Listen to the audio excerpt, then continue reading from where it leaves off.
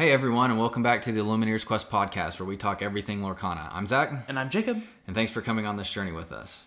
Okay, today we are doing the much needed updated version of Lorcana basics, how to play, tips and tricks, because locations have arrived. We've got a whole new card type, and we need to address it and help everyone that's coming into the game for the first time. Yeah, we've gotten a ton of, I would say, interaction lately from new players that are coming into the game, and maybe you haven't been with this journey through us the entire podcast season one, and so I think there's a lot of new people. It would be a good refresher, but I think we can also give some fun tips and tricks that we found out about locations and how to kind of counterbalance them from our experience playing thus far. We're a week and a half in, and so we can hopefully have some good tips to help out some people trying to deal with locations, because it's not that easy, honestly. And we will get into all that because there's a lot to go through. That is very true. Okay, so with that said, as always, everyone, thank you that has been on this journey with us. Thank you for listening. If you're interested in following us on any other platform, we have a YouTube channel at Illumineers Quest, and if you're watching the YouTube videos, you can follow us on any of the major podcasting networks like Spotify and Apple. We also have an X/Twitter account at LorcanaPod. You can email the show for any questions or comments at lorcanapod@gmail.com. And lastly, if you're interested in buying singles for the new set, we have an affiliate link in the link below wherever you're listening/watching. And if you use our affiliate link, it really helps support the podcast. And for everybody that has done that thus far, we very, very, very seriously, very much appreciate it. Okay, with that said, any quick comments before we get started here? No, I mean, there's a lot to go through, so let's get into it. Okay, so questions/comments from listeners. Like I said, I've had a couple of interactions that have asked about set 3 and kind of some of the ins and outs of the set, and so I don't want to, there's probably 3 or 4, and so without getting into any specifics of them, we're just going to kind of cover a lot of that. The one deviation from that is from our very long time listener/supporter from Adam on X. He's asked what deck we've been playing, and he's been torn to play because he said the pirate decks feel slow, and he's asking about a broom steel deck or an emerald amber deck with a lot of royalty. So you're very familiar with the royal deck. So and I did respond, and we talked a little bit about this. I would say the Pirates deck is actually usually very fast, but the downside that it seems that Adam is unfortunately dealing with, that we're both dealing with, is that he doesn't have 4 Gem Hawkins. And so if you don't have 4 Gem Hawkins, then that does slow it down a ton, because Gem speeds it up by playing 9 ink worth of location/character in one turn for 5 ink, by bringing out another location for free and moving to said location. And so if you count the move, he's actually playing like 10 or 11 ink in one turn for free. And so yes, if you don't have Gem Hawkins, that unfortunately slows you down a ton. So we're both in that same boat. We're both basically playing just as aggro of decks as we can, because we don't have any of the real tools that you need to build super competitive decks at the moment, like Ursula or Gem Hawkins or Robin Hood are probably the 3 big ones that we're missing. No, I mean, I think overall everyone was kind of dealing with just not pulling the legendaries that were needed or the most meta at the moment. I've told people that the best legendary that I pulled was Hydra, which is probably true from my 2 boxes. Decent, but not fantastic. So all the other legendaries I have either traded or bought off singles. So that can be pricey at times. So it's hard to get the most meta legendary. So I'm in the exact same boat. Yeah, I would say the one just kind of like overarching a piece of advice I can give to anybody that's trying to build decks that doesn't have all the legendaries they need right now is aggro's definitely king at the moment. Mm-hmm. And if you have tools to deal with aggro, I think that's probably the best. Like Tinkerbell Giant Fairy is definitely massive. Grab Your Swords is huge, with the caveat of Ursula and Bare Necessities being able to kind of take that out of your hand. But yeah, I think aggro is starting to see a ton of more viability these days. No, and I think that it's really interesting just talking about it right now. We'll get into it a little bit later. But just like how the game has changed, like it's just a lot faster. It's extremely fast. And yeah, we'll definitely get into that. So with that said, Adam, I know that doesn't like specifically answer your question, but again, I hope that like that helps a little bit, or anybody else kind of understand where the meta is going and kind of how to counter some of the things that are happening right now. So card of the week, I know you're ready to go on that one. You got that one ready to go. Let's hear it. All right, so this week we have Madame Medusa. New Ruby removal. And she is a 6-cost, uninkable, 4 strength, 4 willpower, and quest for 1. Her ability is that terrible woman. When you play this character, banish chosen opposing character with 3 strength or less. Yeah, it's getting really hard to decide what removals to use. Before it was Dragonfire, and I mean you can throw in Maleficent Monstrous Dragon, but she's like always going to be around, I feel like. Mm-hmm. So it was Dragonfire, and then it was Lady Tremaine, and now it's Dragonfire, Lady Tremaine, Madame Medusa, and I'll even throw in Prince Eric. Mm-hmm. So there's a lot of ones that are out there to choose from, but I think Madame Medusa is a really good choice because we kind of just mentioned with the aggro, scene that we're kind of seeing this shift into. A lot of cards that are being played fit into the qualification that she has to banish them, and so it's very I think it's very relevant given the current meta and where the current game state is. No, I think, and the same reason I love Lady Tremaine is she is a character, so that means she's bounceable. So you can get multiple use of the exact same Madame Medusa, which means you don't necessarily need to put as many in your deck. Which is super helpful with uninkables. Yeah, because bouncing a direct removal card is probably the most annoying thing that happens to you when your opponent does that. It's way up there on the most annoying things. And I mean, one thing to keep in mind also, I know she's turned 6, but both Ursulas are less than 3 strength. Yeah. So it can... they're hiding them with bodyguard or anything that keeps them, from getting hit directly, this can help. Yep, agree. Yeah, I think that's a great one. So, news, what's on our mind? League recap. What are you thinking these days as we dive into the inklands these days? No, so one thing that I'm getting more and more respect for is how awesome this community is. Not just on this podcast, even though it is fantastic, but just the Lorcana community. I've been, and even the friends that we've met through our local league and our local game store, and just like in my personal family, like we, me, my brother, and my dad, we just play this like just for fun some nights. Instead of playing a board game, we play this, and it's a deep strategy game that invites a lot of fun. So honestly, I'm just really thankful for this game. Yeah, and that's a good point. I think I've made, I would say, one really, really, really good friend through this already, and probably 2 more like really solid, that I would consider friends. And so yeah, it's fun. I mean, that's the whole point of us getting into this is to have fun, go out, play games, learn, enjoy it. And so yeah, I would agree. I think that's been one of the biggest benefits from us getting into this as well. No, for sure. It's been absolutely fantastic, because I wasn't sure, getting to a TCG for the first time. I was worried about some snobbiness coming from other games and kind of being too good for the newbies, but we haven't seen that at all. No, not at all. Okay, on my mind, and this is kind of a joke, kind of real, all kind of wrapped up into where we are in the current state of the game.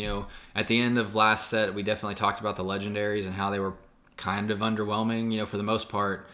Like Beast Tragic Hero was obviously played a ton, but in general, I think the set 1 legendaries were probably way more played in general than the set 2 legendaries. I mean, going through the list, Mufasa obviously saw some play from time to time. Scar saw a tiny bit of play as well, but that's like really it.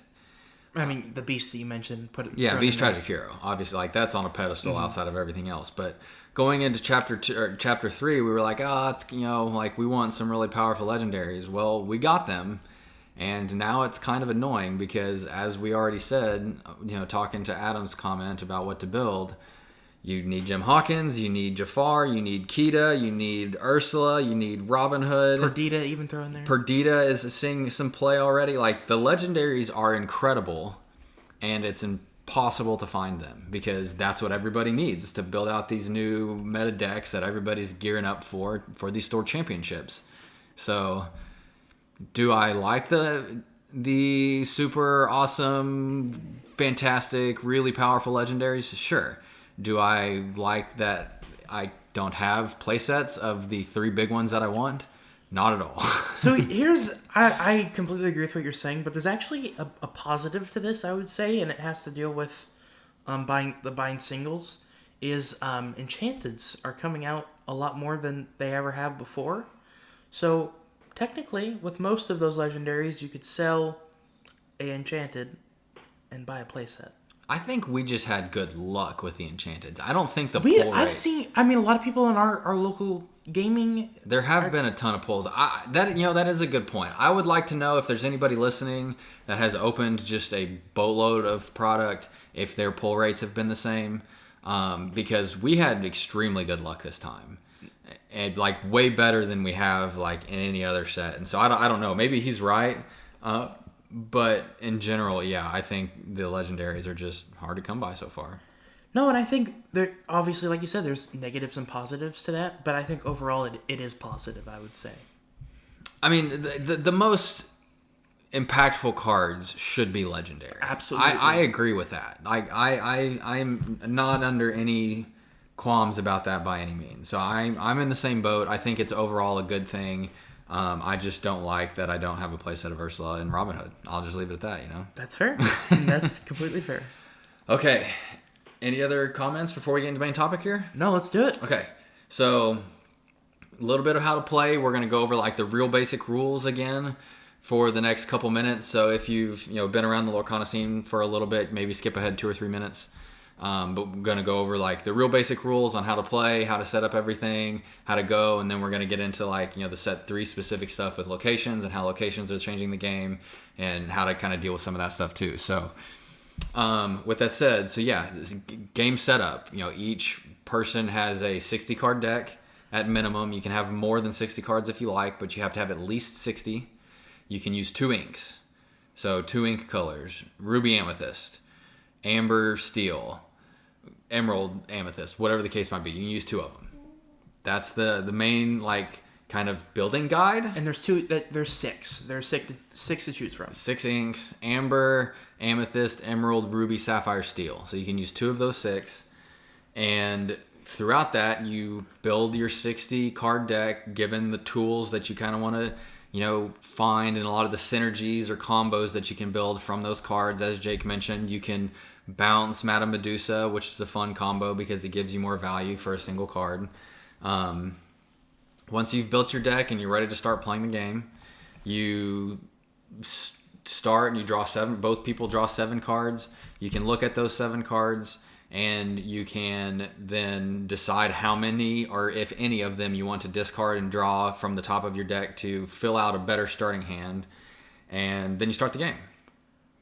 So, to start the game, the first player goes, and the first player does not draw a card. So, we've talked about, I think, quite significantly recently, the importance of going first. So, the person that gets to go first doesn't get to draw a card as some sort of a leveling out scheme between going first and second. So, the first place does not, or the very first turn of the game does not draw a card, but from there on, you draw 1 card on your turn, every turn from there on. Yes. There are obviously like modifiers or cards that will let you draw more, or there's always exceptions to the rule given characters in play, but that's just like the base rules, and it's ready, set, draw. So like once you've gone and you've played characters and you've done your thing, you ready anything that's not ready on the board, and then set is making sure like all your ink's ready and all of your items are ready and everything's good to go, and then you draw your card. Which we'll get into all the specifics on that. Yeah, so ready, set. So during your turn, when you are playing cards / items / actions, you can play them, and on the turn they're played, characters are in the state of what's called drying, and so they can't quest, and unless they have special abilities, they can't challenge or sing or do anything else either. And so they're kind of in a state of limbo for a turn. Items can be played or have the abilities used on the turn they're played. Same thing for actions. And then, you play them, and you wait for your next turn, and then you can use your characters, or if it's an action or an item that you want to use again, you can use it again. And you kind of go from there. And so when you're ready to use your character, now that it's dried, you can do what's called exert it, which is basically just turn it 90 degrees, which signifies that it's been put into play, and you can either challenge or quest with it or sing. So you have action cards that are songs that can be sang, and they can use the character to prevent you from having to pay the costs to play the action, and you can use the character as kind of a proxy to do that.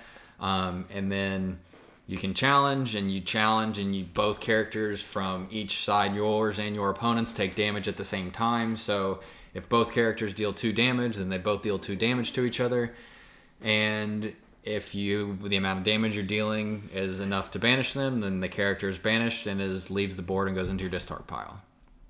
Am I missing anything so far? No, you said inking, right? You got that down? You know what? I missed inking, so I'm glad you said that, because I probably would have kept going without that. So on every single turn, you have the option to ink, which is turning a card into ink by placing it into your quote inkwell on your board. It's kind of like energy if you come or mana, like if you come from other games. Yeah. So energy or mana are both good words from Pokemon / like Magic.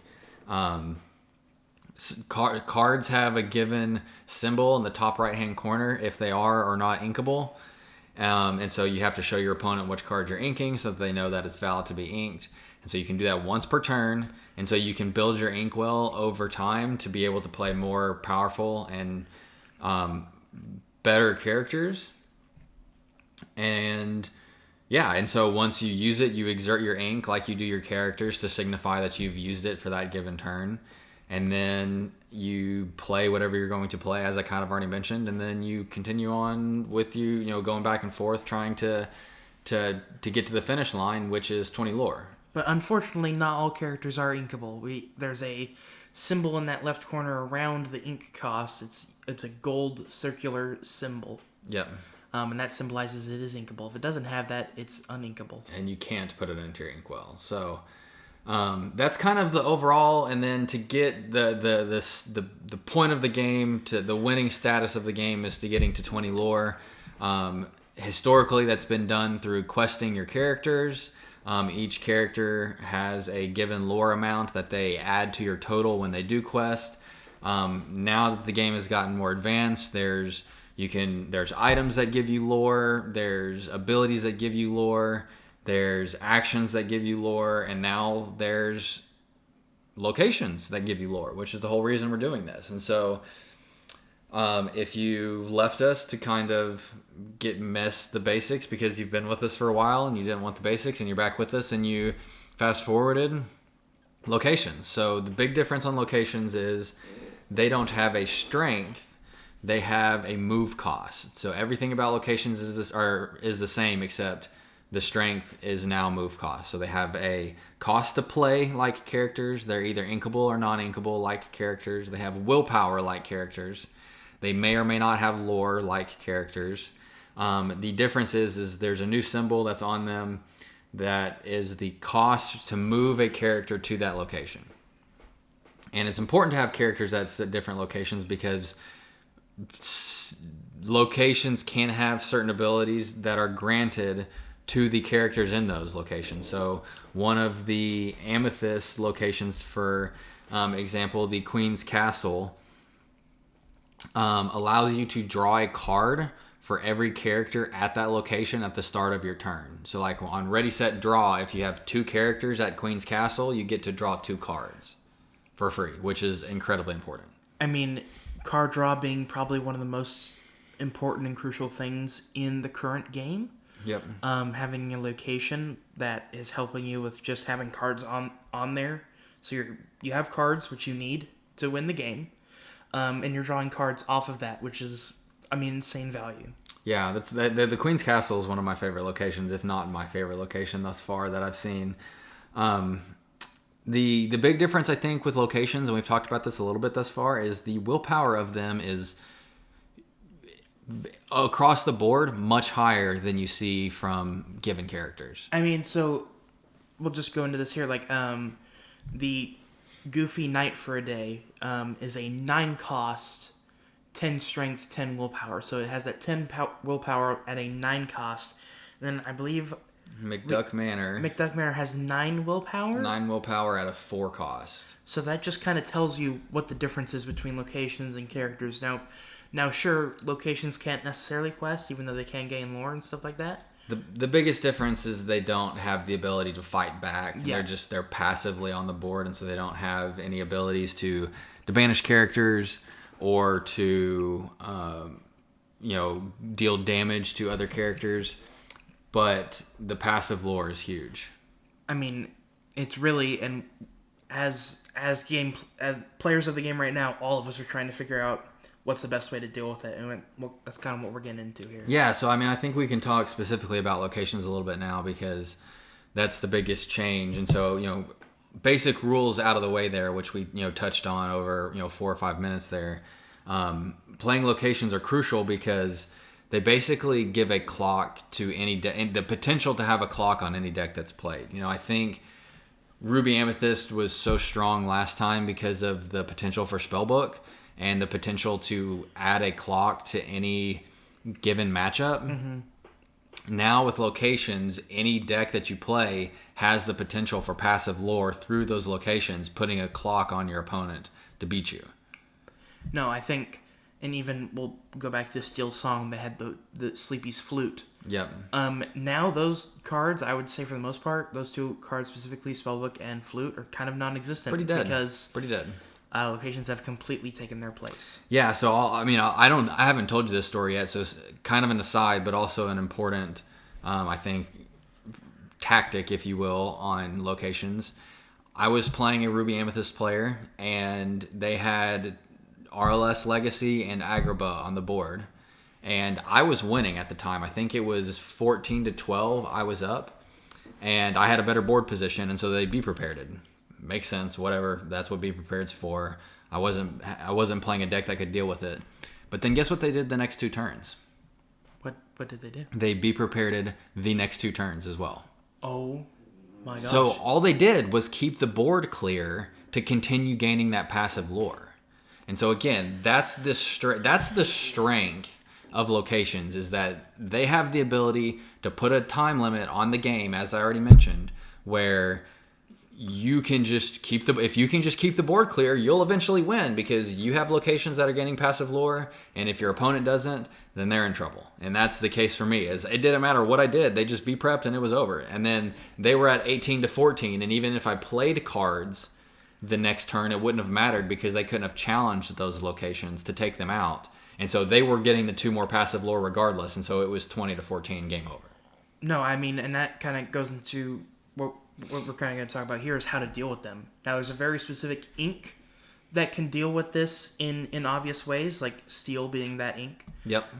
There's a card, Rise of the Titans. It's a 3-cost inkable. The ability is banish chosen location or item. Yep. So it's an obvious way to take care of it. Only problem with that is that's all it does. Is take out. It's basically just there to take out locations. So if your opponent's not playing a location, then it doesn't give you any value.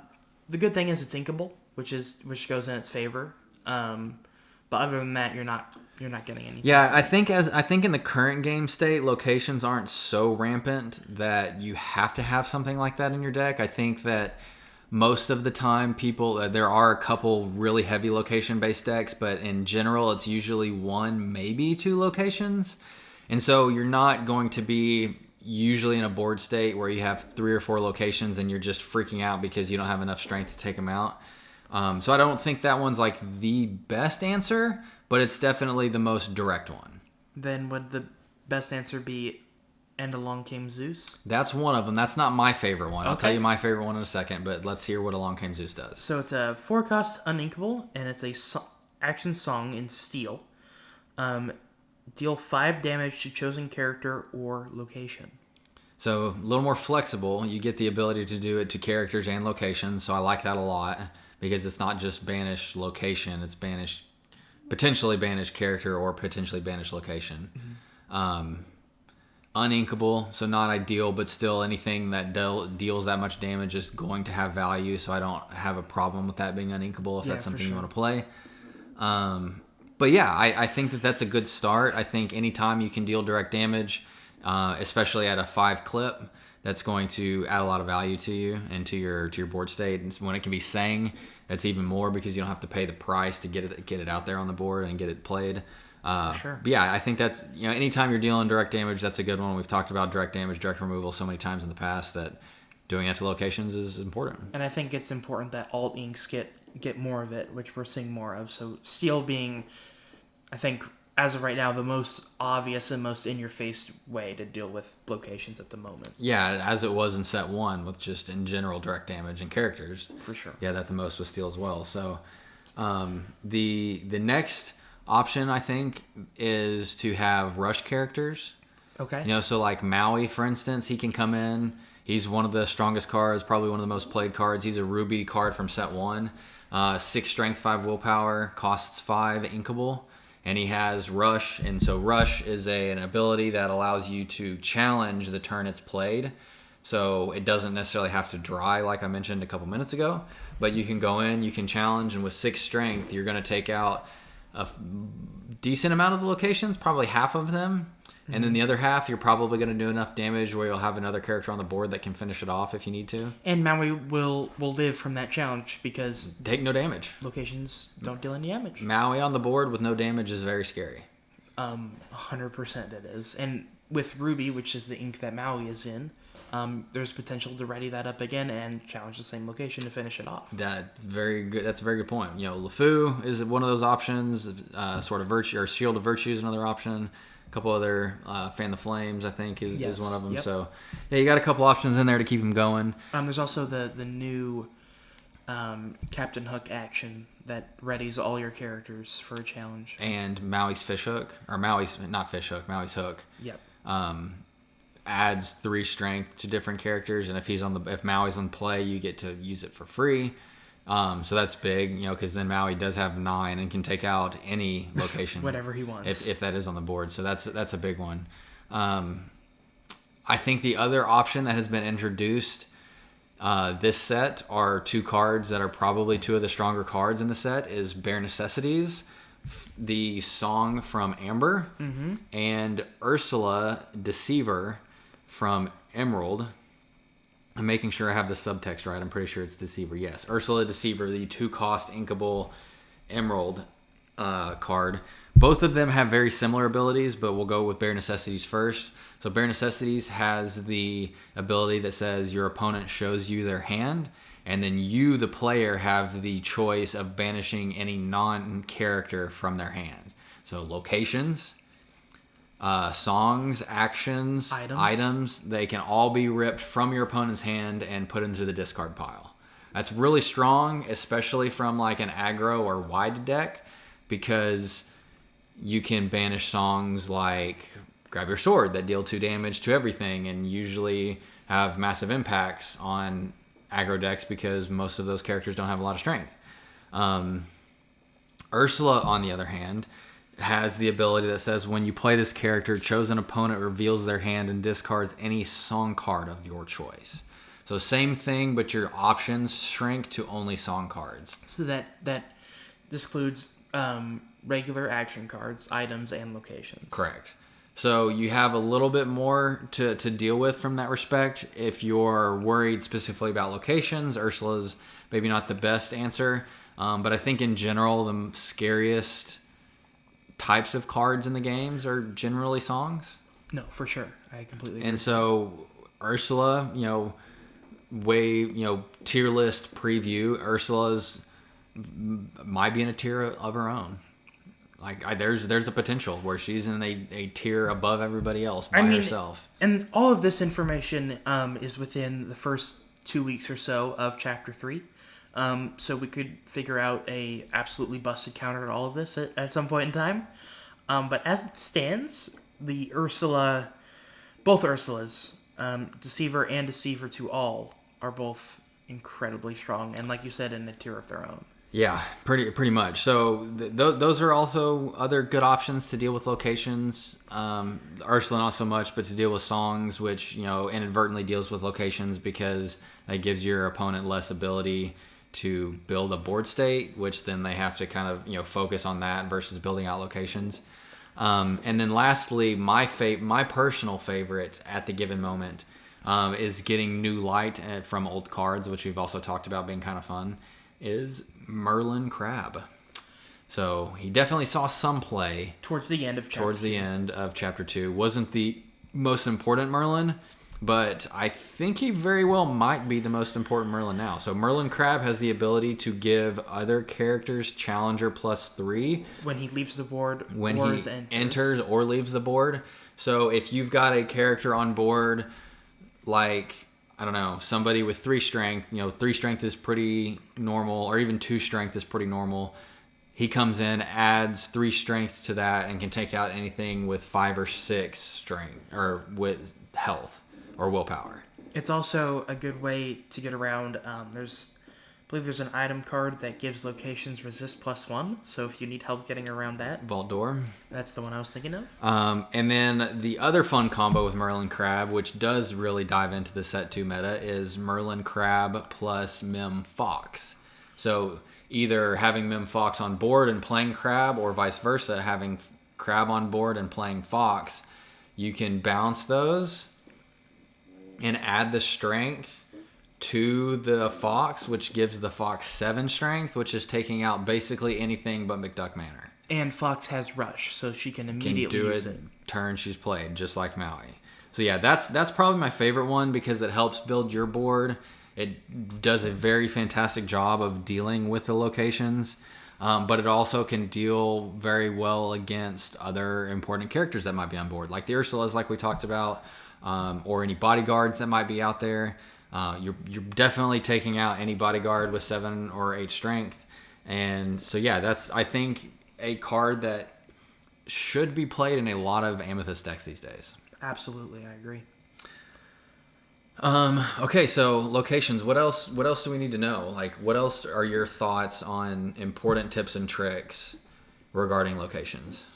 Well, I would say that that they kind of help out all decks, really. Like, even with aggro, for example, you don't necessarily need to use their abilities, but just getting that passive lore with the aggro style is super helpful. And even control, those abilities come in even more handy with ones like the Queen's Castle, and like RLS Legacy and Jolly Roger and stuff like that. Like, just they kind of help all play styles.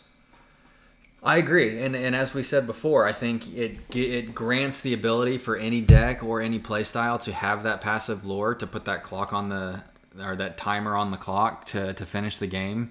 The way that I like to think about it, though, is specifically like game state wise, when should locations be played? So like a real tip or trick that I've seen is that playing locations when you're behind is very risky, because let's say your opponent has 3 cards on the board, you've got 1, and you play a location.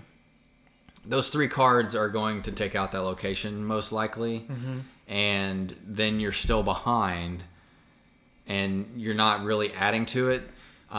Playing locations when you're ahead are incredibly, incredibly nerve-wracking, because to the point we've already made with locations and the willpower, they're extremely hard to take out, and with that passive lore, if you're already behind, then it really, really, really puts the pressure on. No, for sure. So the way that I like to think about locations is there's a couple decks where playing locations early is key, but I think in general playing locations towards the middle to end game is probably the way to go, because it is a very established game at that point, and you kind of know what the strengths and weaknesses are of the different board state, or of the game state, or of the lore count, and all of that and so forth. And so you don't want to play a location really early on to get a few passive lore, for it to just be taken out and your opponent then swamp you with their incredible board presence because they spent their time getting out characters. No, I think that's a really important thing to talk about. And that's with all cards in the game, is when's the right time to play them. Like, because the best card in the game might not be the best to play at this certain point in time. So I think it's a really important thing to touch on. Yeah, that's a really good point. I think that's a good segue into the next thing to talk about is like anticipating what's coming. You know, I feel like it's been a while since we've talked about that, but we did, I think, a lot early on. Is that's one of the early lessons that we really learned. To be successful, you need to really anticipate.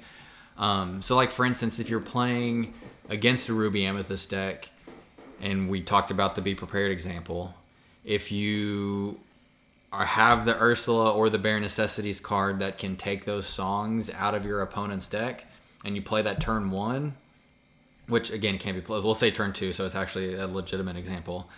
Play it turn 2.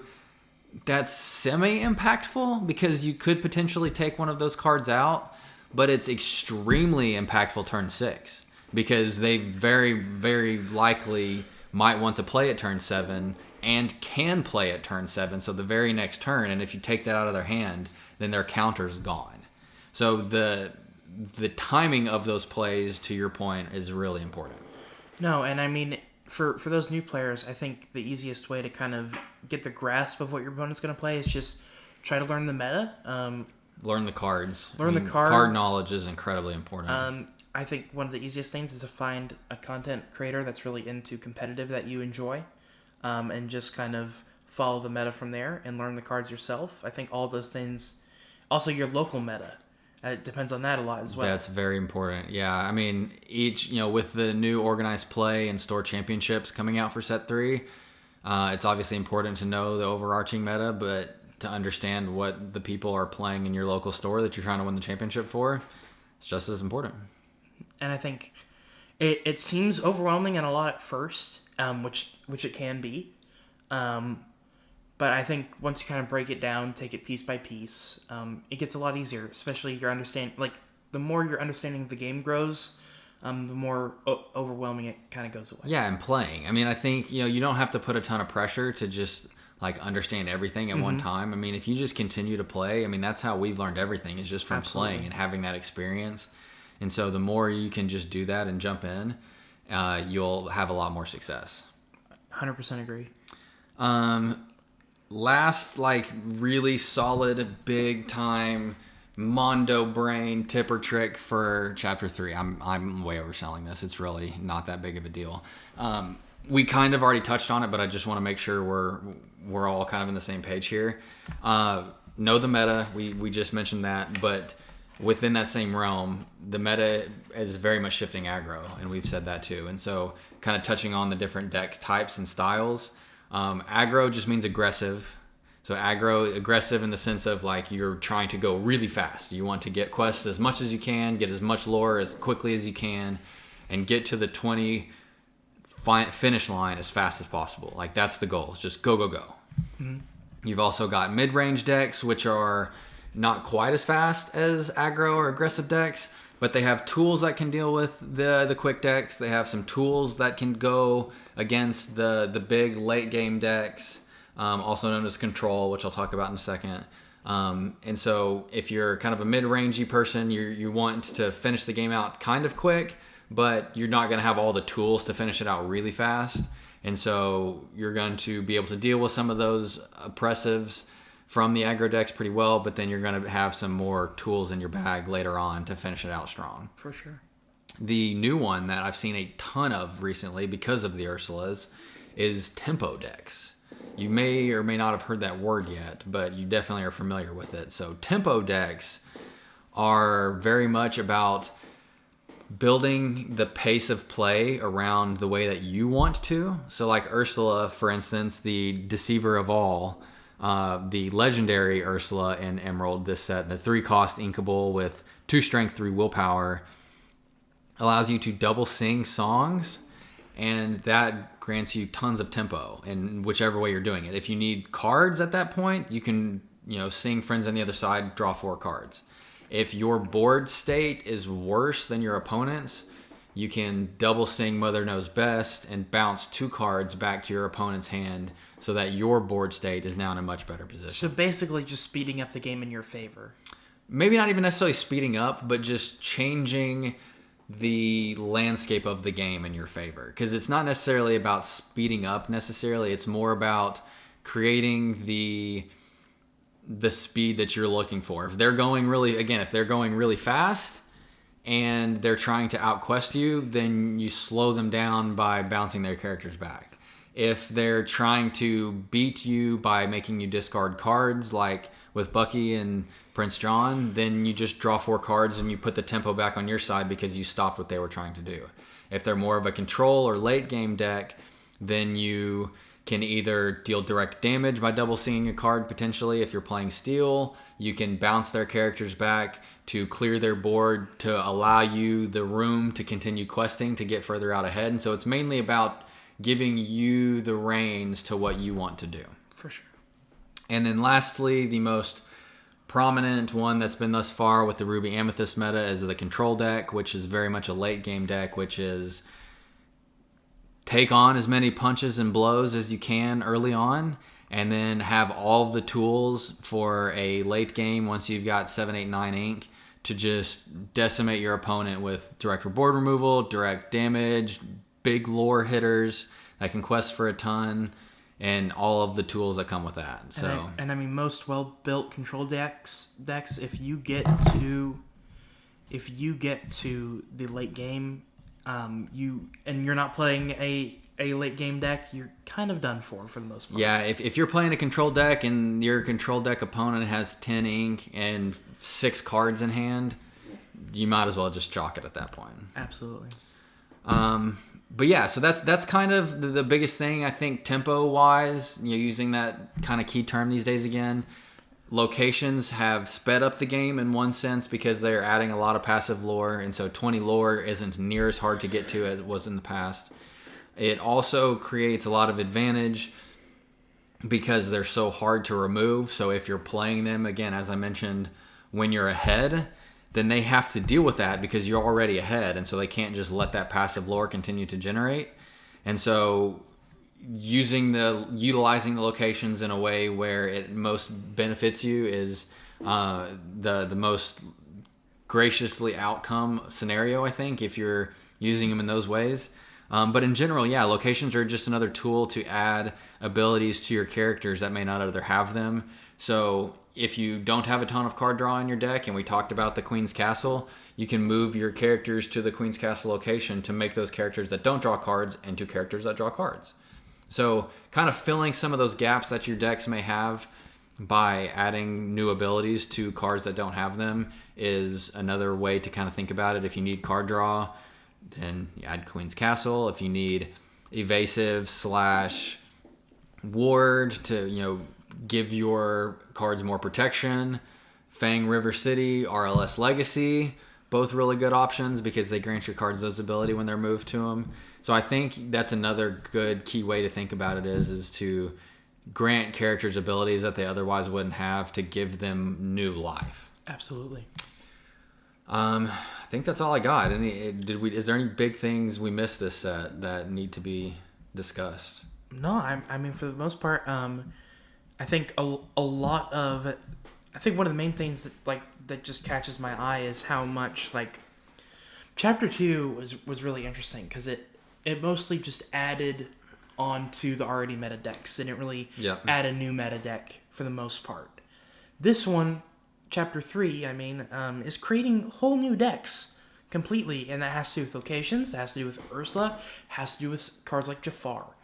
It's adding complete new decks to that probably top 8 meta, which is really interesting. Very, very different way that the game has been played thus far. Again, I don't think we had talked about doing some tier lists and kind of a bit of a meta report, but it just hasn't solidified yet. I think we're starting to see some of the really strong decks, but last set, there were a lot of counters that started coming out, and so we don't know necessarily how it's going to solidify.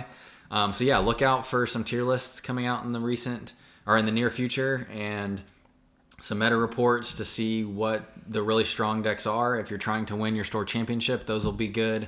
episodes to tune into so that we can hopefully help you build some decks that are really strong and help you win the store championship that your local store puts on. But yeah, I think that locations are here to stay.